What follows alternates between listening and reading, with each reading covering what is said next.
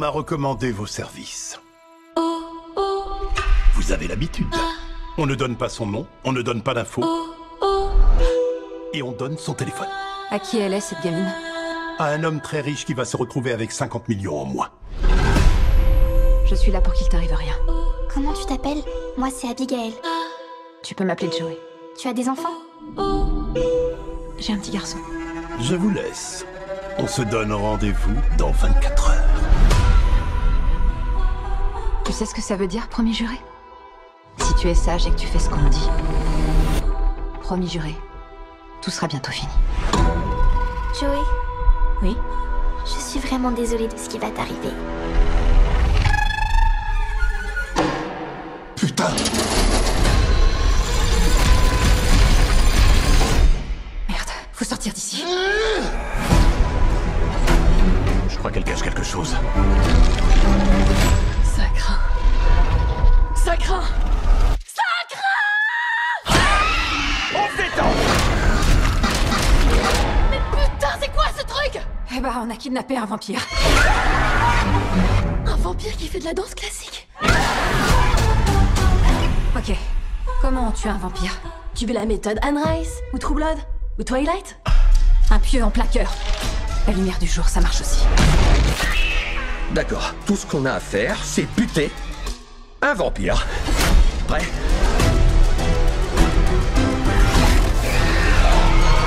Elle veut pas me lâcher!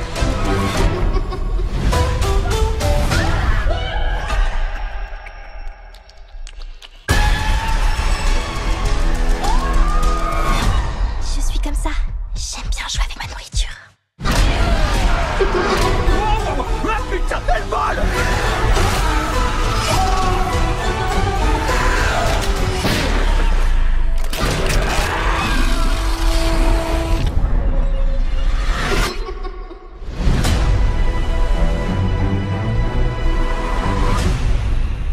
Ça me fait chier la danse.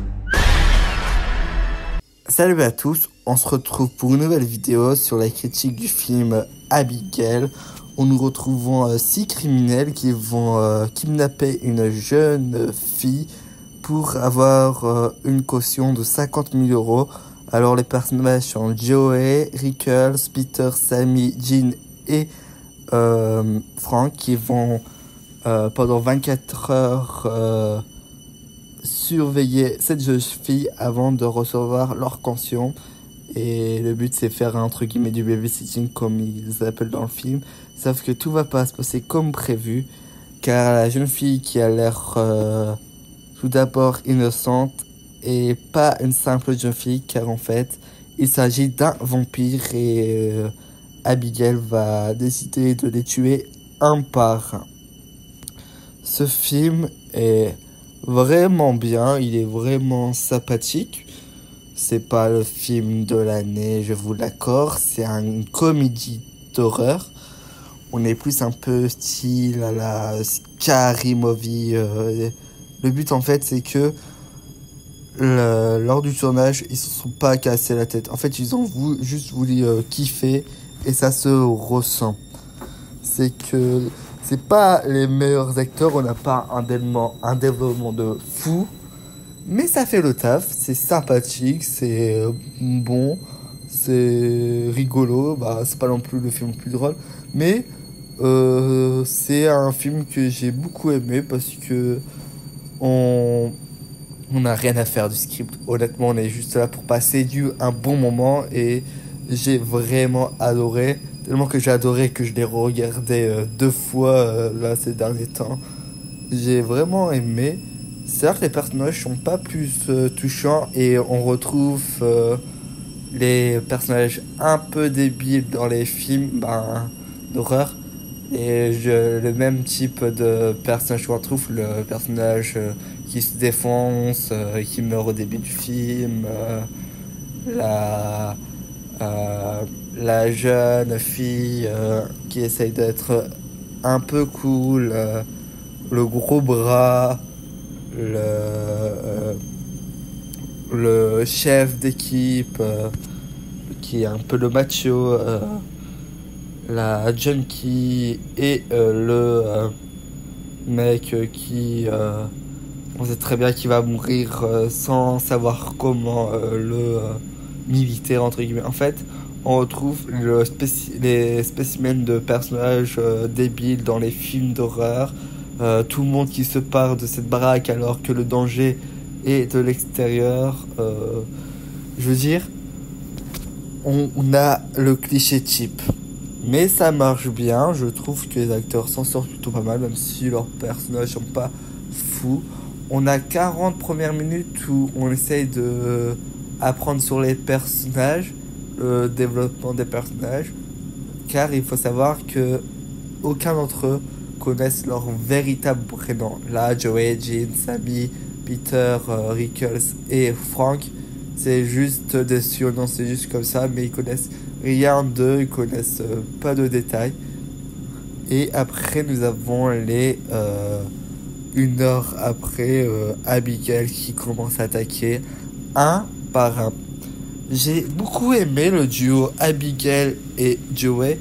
J'ai eu l'impression que Abigail, ça l'a vraiment touché. Bah, c'est bizarre parce que Abigail l'a essayé de la buter, mais je sais pas comment l'expliquer. Mais j'ai l'impression que Abigail, Joey, c'est la personne qui l'a vraiment touché.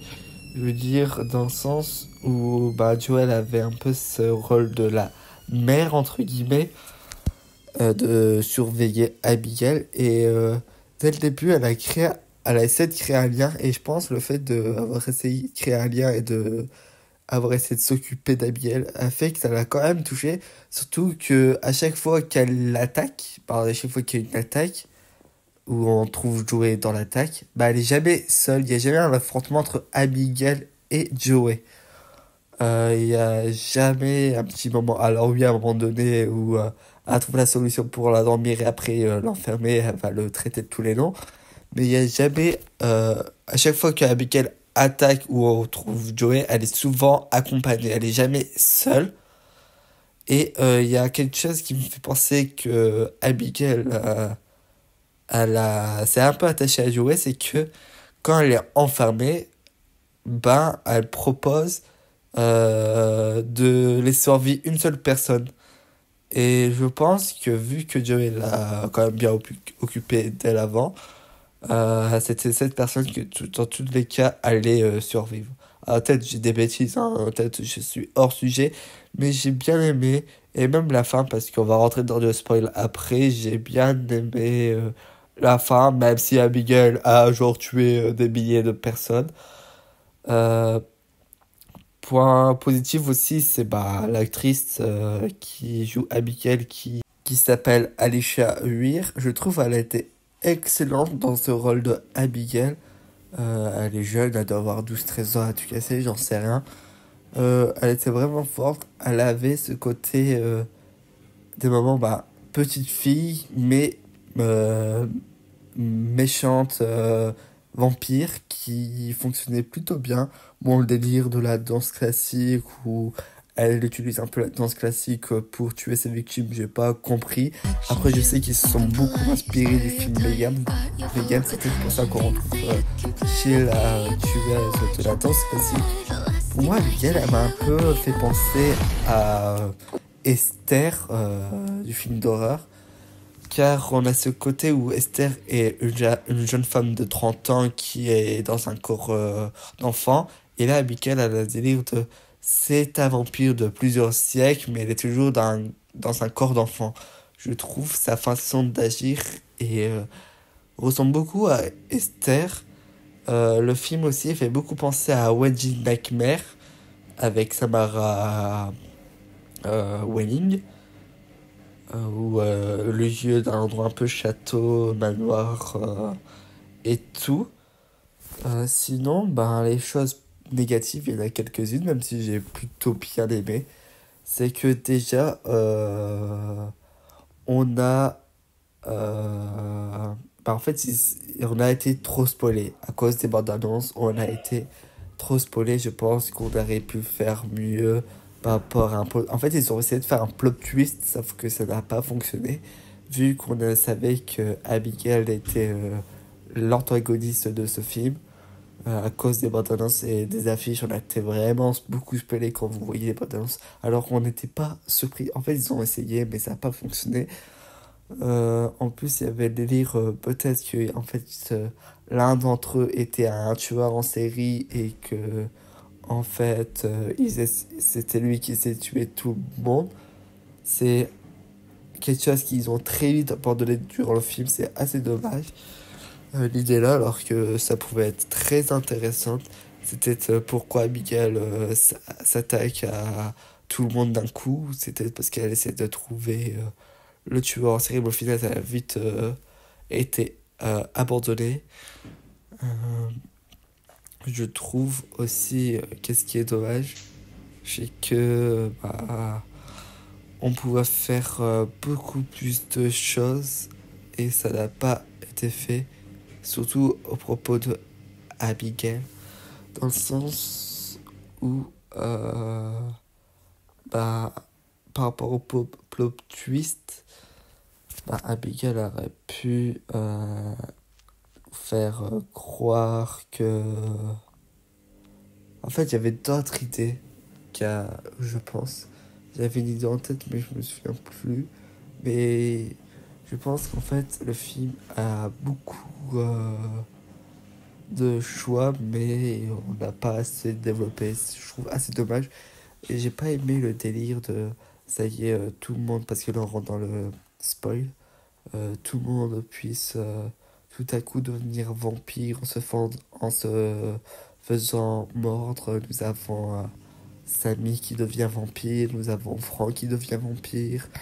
C'est un peu, je trouve, trop facile et un peu bizarre. Et aussi la fin, même si j'ai aimé Abigail gentille, Abigail qui demande à Joey de l'aider car elle n'arrive pas à battre Franck. Je trouve ça un peu bizarre, surtout que tout le long elle a essayé de tuer tout le monde et c'était son objectif, et à ce coup elle a besoin d'aide de Joey pour c'est trop simpliste. Même si j'ai bien aimé leur relation, un peu, c'est bizarre, mais un peu genre mère-fille, même si ça n'a rien à voir, hein. Mais j'ai bien aimé leur relation, c'était sympathique, et du coup j'étais quand même content que Abigail sauve Joey, sauf que le problème c'était prévisible. Je veux dire, c'était le seul personnage où je savais qu'elle allait survivre. Je veux dire, tous les autres c'était prévisible qu'ils allaient mourir, mais Joey c'était sûr qui allait pas mourir. Je veux dire, créer un lien comme ça avec le méchant d'un coup, je trouve que c'était assez prévisible, qui est assez dommage. Après c'est très drôle, c'est très sympathique, rien à dire. Lazare qui est le père de Abigail, on le voit 2 secondes, ça c'est dommage. Et en fait savoir que c'est un plan de Abigail, ça me choque pas plus que ça. Ah oui, voilà, j'aurais aussi aimé, voilà, c'est du côté Abigail, c'est qu'en gros l'histoire se déroule, c'est que Abigail est une jeune fille et tout, sauf que elle se retrouve dans une maison, dans cette maison qui l'hante, et en fait elle essaye un peu de se défendre contre sa facette vampire, sauf qu'au final elle a du mal et du coup elle tue les humains, et au final Abigail elle a quand même de l'empathie pour Dieu, mais c'est pour ça qu'elle le sauve. Moi je pense que ça aurait été une bonne idée, dans le sens où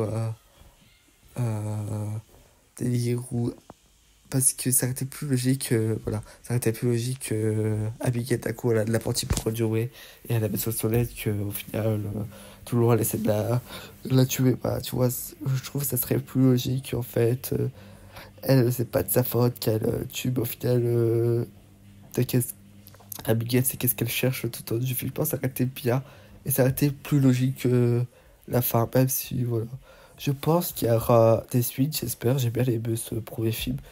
On pourrait aller dans ses origines d'Abigail, c'est-à-dire dans pas une suite, mais plutôt un préquel ou un remake où on découvre un peu ses origines d'Abigail, parce qu'on le sait que Abigail était une jeune fille et c'est son père qui l'a transformée. Avant elle était une jeune fille, Alors, je pense que ça serait très intéressant de voir comment elle s'est transformée et tout. Et voir les premières victimes de Abigail, je pense, parce que elle dit que ça fait des années qu'elle fait ça, se fait kidnapper. Et en fait, c'est son plan de se retrouver dans cette baraque pour s'amuser avec elle et avec les autres et les tuer. Et aussi, je dirais que je finirai sur ça, c'est que une suite à Abigail 2, ça serait bien avec le retour de Joey et du coup de Samantha Barrera et de Alicia Ware. Un duo où on a peut-être Samara, le personnage de Joey qui est en danger, et Abigail qui essaye de la sauver comme elle peut avec ses pouvoirs, etc. Je pense que ça serait très intéressant, surtout que Abigail, à la fin, quand Joey part, elle dit on va se retrouver, c'est-à-dire que j'espère qu'on va revoir un duo Abigail et Joey que j'ai beaucoup aimé durant ce film. Merci d'avoir suivi cette critique.